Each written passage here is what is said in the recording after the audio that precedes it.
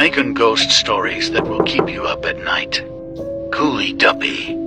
Part 1. My friend, let's call her Lickina, was working at a new shop as a hairdresser on Old Breton Road in Portmore, Jamaica.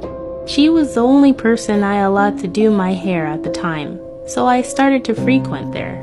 I spend a lot of time at the shop because I like to keep Lickina company. So I would get there at 10 in the morning and leave when the shop is closing. One Friday I decided to go to the bar next door to buy a Guinness. It was roughly around 6 p.m. and just starting to get dark. I noticed that I was the only customer there. I heard a loud commotion outside as a crowd of people were running down a narrow dirt lane. I asked the bartender what she thought was happening and she gestured for us to go check it out.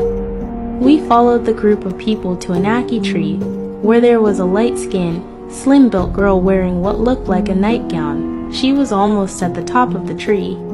A group of people, both men and women with their heads tied, was gesturing for her to come down from there. They were also praying and chanting religious words to her. The light-skinned girl snarled at them and shouted that she will never leave the tree. After more praying, chanting, and crying by the religious persons, the light-skinned girl's voice changed. She sounded like a grown man.